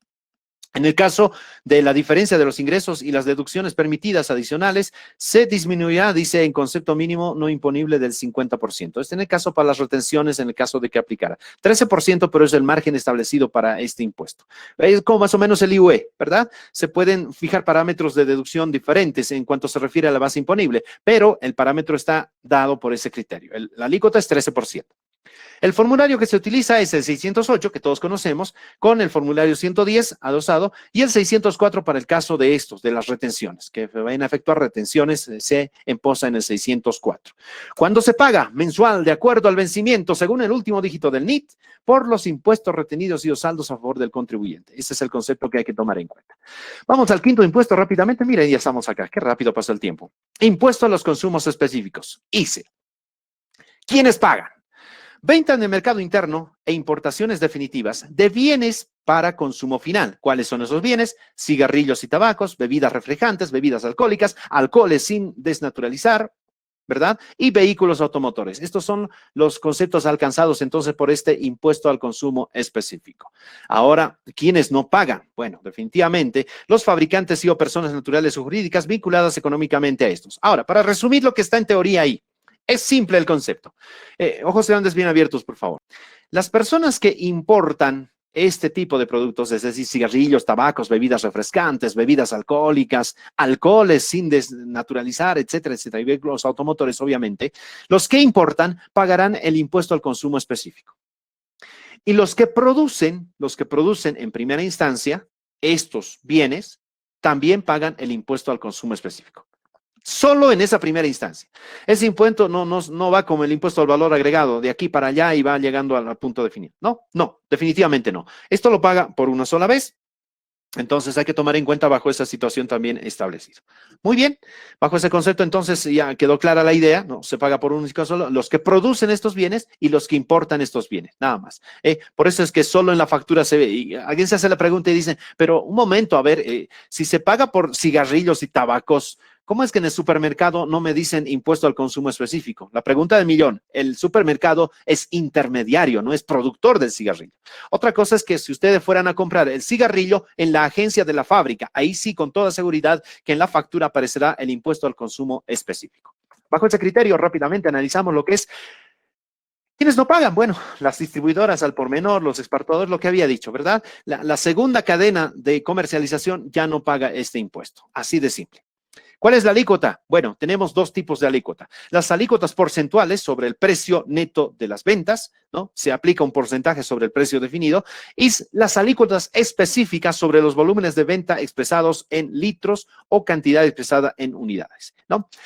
Por ejemplo, existen productos, no tengo la lista de momento, tampoco en la memoria, porque es un listado grande que modifica la administración tributaria cada fin de año a través de una RND, da ese listado correspondiente de estas alícuotas porcentuales y específicas. Inclusive existen productos en los cuales se aplica alícuotas porcentuales y específicas al mismo tiempo, ¿verdad? Entonces, ese rango lo tiene la administración tributaria y obviamente está en la RND en cuestión. Obviamente esto se analiza con mayor detalle en un ejemplo más práctico, ¿verdad? Pero la misión de este curso, de este webinar, es el hecho de informarles que existe un impuesto al consumo específico que tiene alícuotas porcentuales y específicas. Reitero una vez más, la porcentual es un parámetro porcentual que se aplica sobre el precio de venta. Por decir, existen productos en los cuales se aplica un 1%, 2%, de acuerdo precisamente a la estructura del producto. Y hay alícuotas específicas que dice, por ejemplo, que por cada litro se va a pagar 10 centavos, para poner un ejemplo claro y conciso, ¿verdad? Esa es más o menos la forma de manejar este concepto. Bajo ese parámetro, los formularios que se declaran son 5. Vamos a escudriñar cada uno. 650 para la declaración de bebidas alícuotas específicas. 651 para la declaración de bebidas alícuotas porcentuales. Miren acá. 652 para la declaración de bebidas alícuota porcentual. Específica, porcentual y porcentual. Estamos hablando de esos conceptos acá. 630 para movimiento de materia prima. Miren acá, movimiento de materia prima. Productos terminados. contabilización sobre las ventas, etcétera, etcétera. O sea, acá me está pidiendo, es bien riguroso este impuesto, me dice que debes declarar en el formulario 630 los movimientos que tengas de tu materia prima y de tu producto terminado que está alcanzado por el impuesto al consumo específico. Es por eso que se llenan los anexos tributarios referente a este tema, ¿verdad? Tienen anexos que hacen la comparación precisamente versus lo declarado en estos formularios. Y el 185 es para los movimientos de materia prima, productos terminados, etcétera, de productores de bebidas alcohólicas, ¿no? Este es de bebidas refrescantes. Son dos conceptos que hay que tomar en cuenta. Obviamente, estos respaldan a esta situación que están dadas en estos formularios de acá. Bajo ese concepto tenemos cuándo se paga, el concepto determinante, el formulario 650 y el 651, 652 se paga de forma mensual, esos tres formularios de acuerdo al último dígito del NIT. Y el formulario 630 y 185 hasta el día 20 del mes siguiente del periodo. Tenemos 20 días para poder pagar ese plazo establecido. El sexto impuesto hace referencia al impuesto a las salidas aéreas al exterior. Bajo ese concepto que grava toda la salida de toda persona, lo vamos a resumir así. Yo me voy del país, tengo que grabar este impuesto, pagar este impuesto, ¿verdad? Se grava sobre eso. Sea nacional, aquí dice quiénes pagan, bueno, sean los bolivianos o extranjeros que abandonan el país por vía aérea, por eso dice impuesto a las salidas aéreas al exterior. Ahora bien, ¿quiénes no pagan? Bueno, los diplomáticos, que están catalogados en su pasaporte tipo A, visados por el Ministerio de Relaciones Exteriores, no es cualquiera nomás, por ejemplo, puede llegar uno más o menos como Aladín, ¿verdad? Soy príncipe de Abu Ababa, creo que dijo, ¿verdad? O sea, una región que no existía, ¿no? Y el diplomático viene y no voy a pagar yo porque soy de esta región, no es así. Tiene que ir al Ministerio de Relaciones Exteriores, hacer visar ese pasaporte y seguramente le confrontará las credenciales de rigor y le dirán, usted es tipo A, perfecto, le ponen el sello y así ya no paga el impuesto correspondiente. Los miembros de delegaciones deportivas que cumplan actividades en representación, ¿no? La selección boliviana de fútbol, la de voleibol, bueno, ni hablamos de la selección boliviana de fútbol, pero a ver, algo más grato, la de voleibol, la de básquet, etcétera, etcétera, que viajan a representarnos al país, evidentemente ellos no pagarán este impuesto, porque esto aplica a todos, pero tiene excepciones, por eso estamos analizando eso. Y obviamente la tripulación de los vuelos comerciales al exterior, debidamente autorizada, ¿verdad? Si no, el piloto tuviera que pagar el impuesto cada vez. Y miren qué saladito ese impuesto, ¿eh? Por cada salida, ojo, salida, la alícuota es, la gestión 2019 era 348, ahora lo han subido a 356. Por cada salida, tome sus 356, me voy. Imagínense las personas que van y viajan, ¿eh? Es un gasto tremendo. Y esto también es necesario puntualizar en las empresas, precisamente a raíz de un comportamiento, porque debe haber gerentes que viajan constantemente al exterior y ahí está su impuesto clavado, ¿no? Entonces son los que hacen referencia también. Los que recaudan este impuesto, ¿no? Los agentes de recepción, es decir, las líneas aéreas, pagan a través del formulario 272. ¿Y cuándo lo pagan? Bueno, lo pagan, el pasajero obviamente lo está pagando, es como el IVA más o menos en el momento que se le da el ticket, ¿verdad? Ahí al salir del aeropuerto ya está. Y noten ustedes que hay un valor que le consignan en los boletos, ahí dice ISAE, entonces ahí está el concepto también establecido. Es una cuota fija, puede ser una factura prevalorada que lo impregnan ahí, un adhesivo. En cambio, el agente de retención paga el formulario 272 de forma mensual de acuerdo al vencimiento del último dígito de NIT. El impuesto número 7, apreciados concurrentes, hace referencia al impuesto especial a los hidrocarburos y sus derivados, IHD. IEHD, ese es el acrónimo, ¿verdad? Se grava sobre la importación y producción interna de hidrocarburos y sus derivados por la comercialización en el mercado interno. Esos conceptos son alcanzados. ¿Quiénes no pagan? Bueno, vamos primero. No existe no pagadores. Y segundo, quienes pagan, esto es al revés, personas naturales y jurídicas que comercializan internamente hidrocarburos o sus derivados, producto de la importación o producción interna. Precisamente ese concepto es el que está alcanzado por este detalle. Bajo esa situación tenemos la alícuota establecida, que es una tasa específica por litro, lo mismo que el ICE, igualito. Ahí tienen un listado, preferentemente de acuerdo, obviamente, a los hidrocarburos, ¿verdad?, que se esté extrayendo. El formulario que se utiliza el 920, impuesto especial a los hidrocarburos y sus derivados, así se llama el formulario, y se paga de forma mensual de acuerdo al vencimiento según el último dígito de NIT. Y noten ustedes cuántos impuestos hemos visto que se paga de forma mensual, y todos esos obviamente han tenido que retrotraerse por este efecto del COVID ahora precisamente por ese criterio porque no hay forma de pagar. El octavo impuesto dice impuesto directo a los hidrocarburos, IDH, el famoso IDH. Producción de hidrocarburos en todo el territorio nacional. Yo produzco en el territorio nacional y tengo que pagar este famoso IDH. ¿Quiénes no pagan? Primero vamos por los que no pagan. Los volúmenes de gas destinados al uso social y productivo en el mercado interno. Ese es el concepto que hay que tomar para no pagar este impuesto. ¿Y quiénes pagan? Bueno, definitivamente las personas naturales o jurídicas, públicas o privadas, que produzcan hidrocarburos en cualquier punto del territorio nacional. Me dedico a producir hidrocarburos, definitivamente estoy alcanzado. Salvo que lo destine volúmenes de gas al uso social o productivo en el mercado interno. Ese es el concepto que hay que tomar en cuenta para estar eximido de este impuesto. ¿Cuál es la alícuota? 32% sobre el total de los volúmenes de hidrocarburos medidos en punto de fiscalización. Es decir, estamos hablando del boca de pozo. Ese es el concepto que hay que tomar en cuenta, apreciados concurrentes. Muy bien, bajo ese concepto establecido, entonces lo que vamos a hacer es definir este parámetro. La fiscalización en boca de pozo, dice acá, tenemos el formulario en cuestión, es el formulario 8130 para los hidrocarburos, el formulario 3130 para el petróleo, el formulario 3132 para gas natural, el formulario 3133 para el GLP, el formulario 3134 para las facturas, el formulario 3136 para asignación del petróleo, 3137 para precios de gas natural, mercado externo, y el 3138 para asignación de gas natural. Miren, cada producto, cada hidrocarburo tiene su formulario.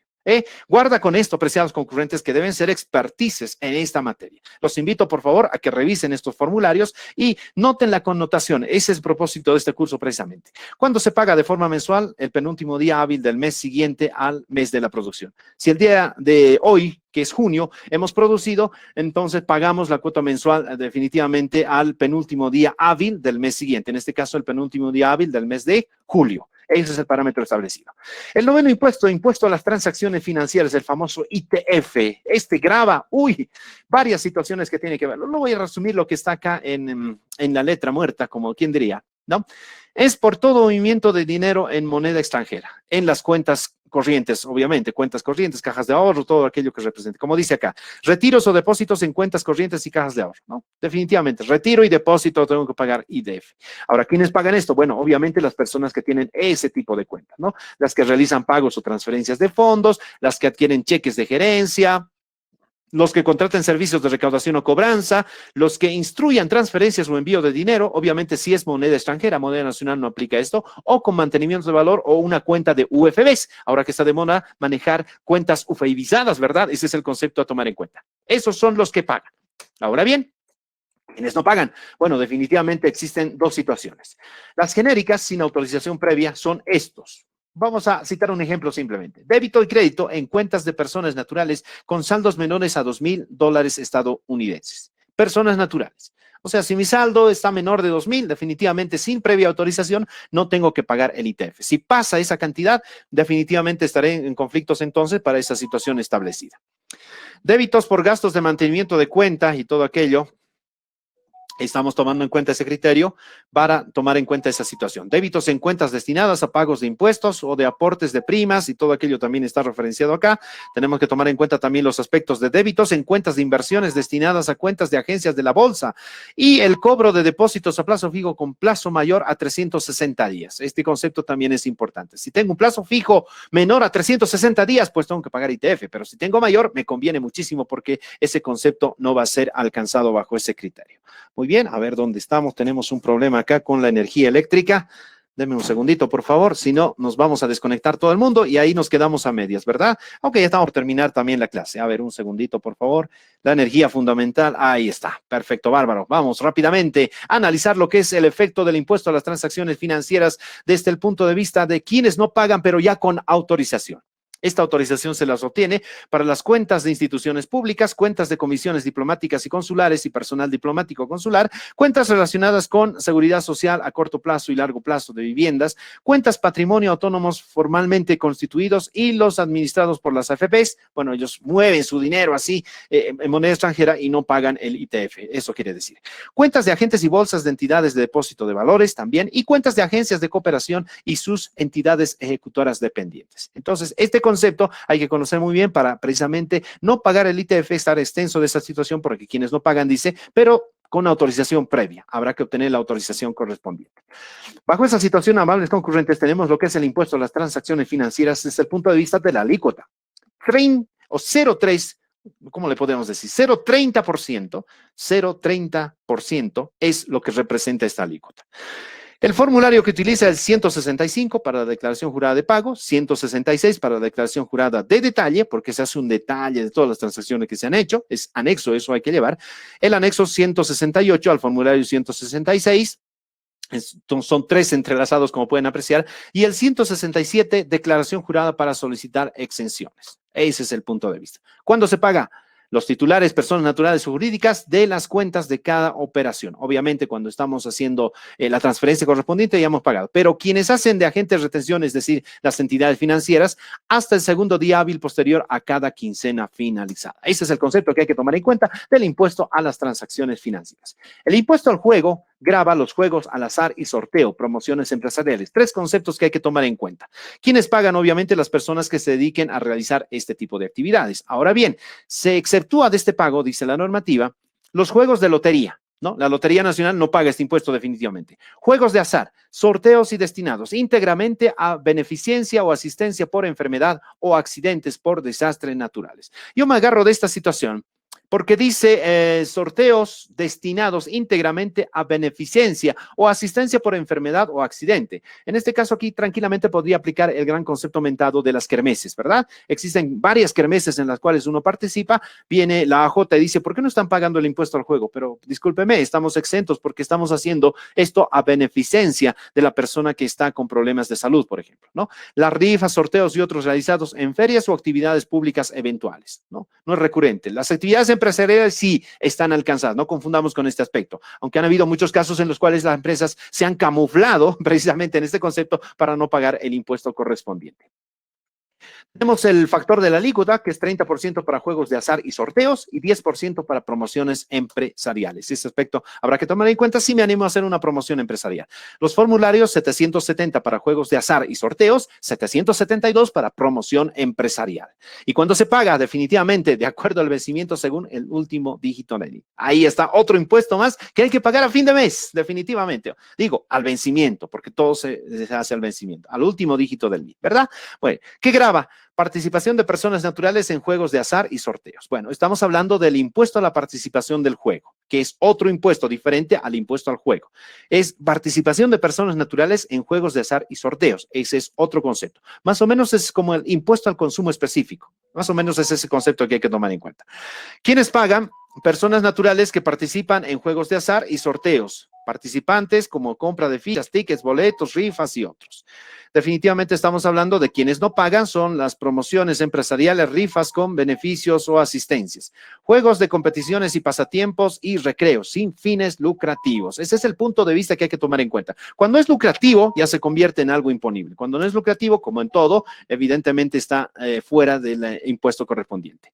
En lo que se refiere a la alícuota en cuestión, es el 15% a la participación del juego. Ese parámetro hay que tomar en cuenta y los formularios son el 771, agente de percepción, el que recibe obviamente este impuesto lo paga y cuando lo tiene que pagar de forma mensual de acuerdo al vencimiento según el último dígito del número de identificación tributaria. Apreciados concurrentes, han sido 11 impuestos los cuales nosotros hemos tomado en cuenta precisamente para englobar este criterio y poder analizarlo en cuestión a esta situación. 11 impuestos de los cuales nosotros debemos conocer ampliamente por los factores que habíamos esgrimido anteriormente, ¿verdad? Conocer qué grava, cuál es la alícuota, cómo se paga, con qué formulario, en qué tiempo se paga y todo aquello, precisamente para estar inmersos en esa situación y no incurrir en errores correspondientes, es decir, no tener las salvedades del caso y tener problemas, obviamente, con la administración tributaria. Quedo atento, por favor, al gerente general de la empresa, el licenciado Hugo Vilca, para la correspondiente apreciación del caso. Si es que hubiera alguna pregunta en cuestión, yo me voy a ir al foro de legal. Aquí está. Ahí está. Levantó la mano alguien. Ahí tiene la mano levantada, por favor. Precisamente es Nieves. Le vamos a dar la palabra, por favor, para que pueda hacer uso de la palabra. Adelante, Nieves. Nieves, ya tienes habilitado el micrófono, por favor, para poder hacer la pregunta. Mi licenciado, buenas noches. Buenas noches. No sé si le estaba consultando respecto al impuesto sobre la venta de moneda extranjera. El día, buenas noches, ayer lo escuché y no sé si me podría aclarar un poquito más respecto a eso. Claro, está definido por el Decreto Supremo 1423 del 5 de diciembre del año 2002. Hace precisamente el objeto con referencia a este criterio. es el de reglamentar este impuesto establecido en las disposiciones adicionales novenas del 10º de la ley 291, que hace referencia al hecho generador. Constituye hecho generador del IVM, es IVME, ¿verdad? Yo estaba confundiendo con el impuesto a los vehículos automotores, que es municipal, entonces por eso es que no le toca. Venta de toda moneda extranjera realizada dentro del territorio boliviano, sea que el precio se pague en moneda nacional o extranjera distinta a la que está objeto.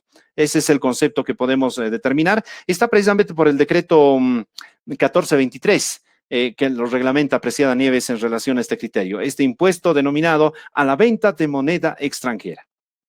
Freddy, hay otra pregunta que está en el chat. Sí. Y está vinculado con el tema de la colocación de capitales y respecto al SC-IVA. Jenny hace la pregunta. Ya, entiendo que es la situación de, bueno, a ver, yo como persona natural, vamos a simplificar ese concepto, yo como persona natural coloco capitales. ¿Qué quiere decir colocar capitales? Entregar un dinero a cuenta de la percepción de un ingreso, ¿verdad? Un interés.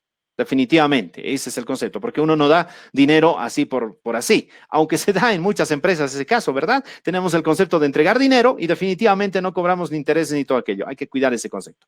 Ahora bien, como persona natural, la persona que me está entregando la percepción del ingreso, en este caso, vamos a compararlo con lo que es una entidad financiera. Partamos de ese concepto. Cuando yo entrego dinero a lo que es la entidad financiera, me reconoce un interés por el cual me hace la retención del régimen complementario al impuesto al valor agregado. Partamos de ese concepto, ¿ok? Bajo esa situación, la entidad financiera, si yo le entregara mi NIT correspondiente, entonces no me hace la retención. Si yo como persona le entrego a la entidad financiera, digo, tengo mi NIT, no me hace la retención y el interés entra completico. Obviamente que yo tengo que declarar ese ingreso que estoy recibiendo en función a ese interés. Tengo que declararlo preferentemente. Ese es el punto de vista. Ahora bien, si yo me dedico a colocar capitales como persona natural, entiendo que por ahí va la pregunta, no sé si me estoy anticipando a los conceptos, entonces también estoy alcanzado por el régimen complementario al impuesto al valor agregado, el cual debo hacer la declaración como si fuera los ingresos de alquileres. Ahí está el concepto y debo imposar el impuesto correspondiente bajo esa liquidación, bajo ese parámetro establecido.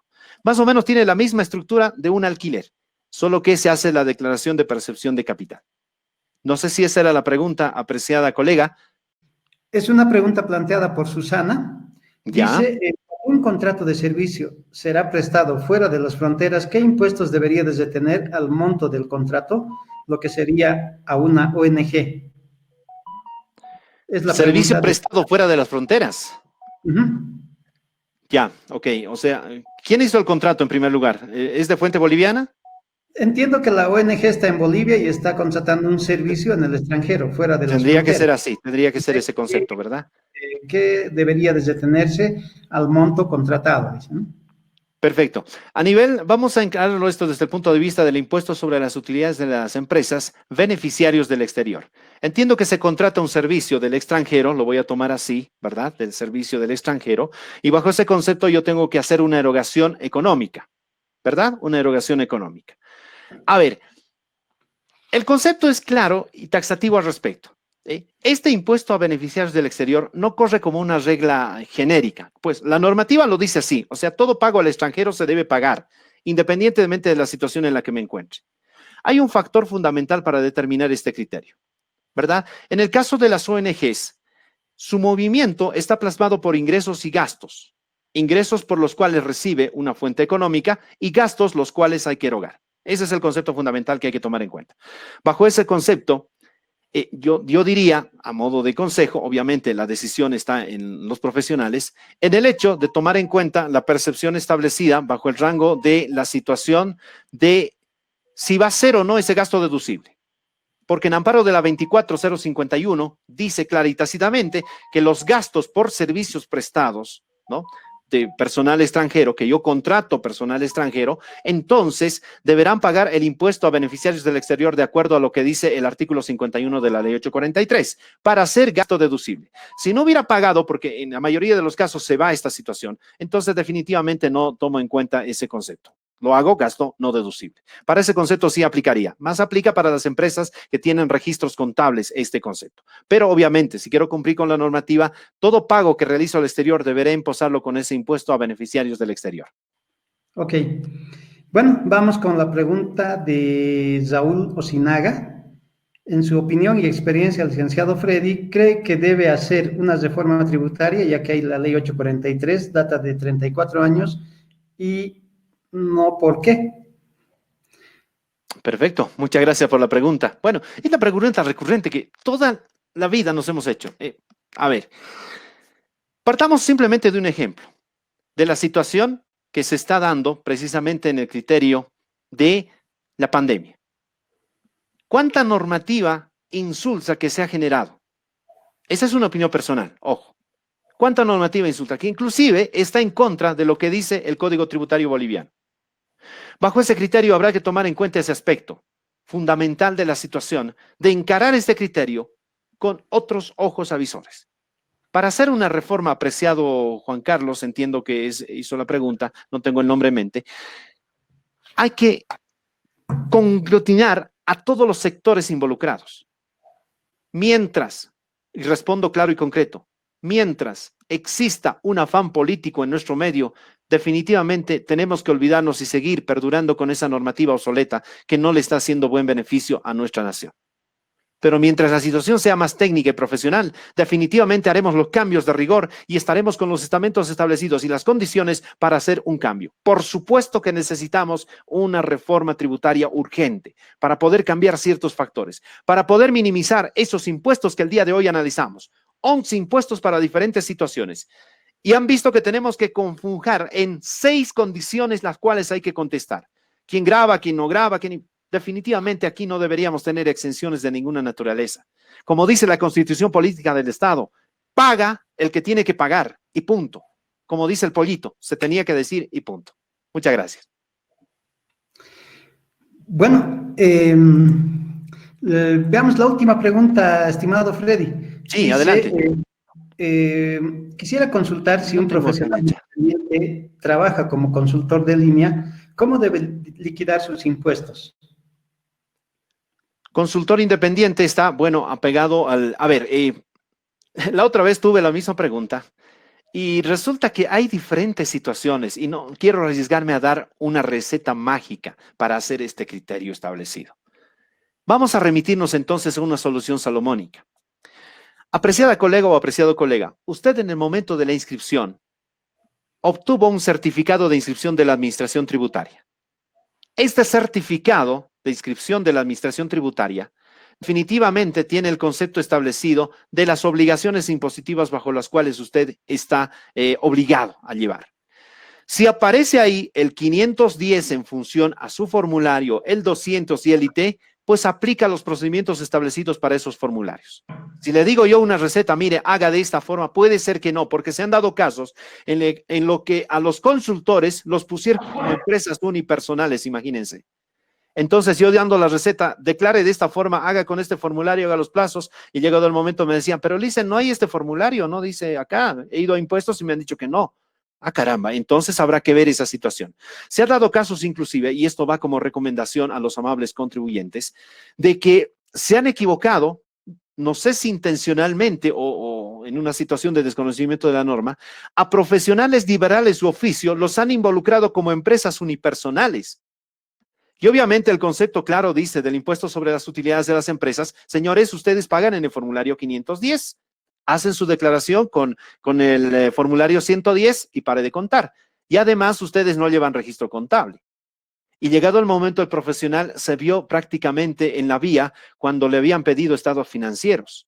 Y en la administración tributaria le dijeron, pero usted tiene que presentar estados financieros. Entonces, es ahí la confusión de concepto. Habrá que revisar como receta mágica lo que es el certificado de inscripción como fundamento, como una solución salomónica. Si ahí aplica los formularios en cuestión, pues definitivamente sobre esa base es que nosotros podemos fijar un procedimiento establecido. Más allá no me animo a dar una receta, como les dije, porque definitivamente son varios conceptos establecidos en diferente forma. Muchas gracias, Freddy. Creo que algunas preguntas redundan sobre lo que ya comentaste, obviamente tiene que ver con el tema de la reforma tributaria. Y en Así este es. último caso, tal vez agregar, ¿no? Como está vinculado al sector público, que creo que gran parte de los consultores independientes, como Sí, contribuyentes directos, como el SCIVA, digamos, ¿no? Entonces, ajá, también podría ser un elemento a considerar, digamos, ¿no? En todo claro que sí. caso, la verdad, agradecerte por todo este tiempo que tú le has dedicado a este curso. Creo que realmente tienes una facilidad de transmitir todo lo que conoces. Y pues a nombre de todas las personas que han asistido y también a todas las personas que ya te conocen y han asistido para escuchar muchas cosas más de ti, pues muchas gracias a todos los participantes. Gracias, Freddy. Perfecto. Y los finales de despedida, por favor. Un abrazo tributario contable, por favor. Yo me voy a poner aquí mi gel correspondiente, miren, para cuidarme del COVID-19, porque definitivamente la salud es primero ante todo. Abrazos tributario contables, muchas gracias a ti, Hugo, por la deferencia, y a la revista Gestión Contable y Tributaria en este nuevo emprendimiento. Muy buenas noches. Gracias, Freddy. Muchas gracias y pues cerramos la sesión y estaremos pendientes del curso de la semana del 22. Hasta entonces.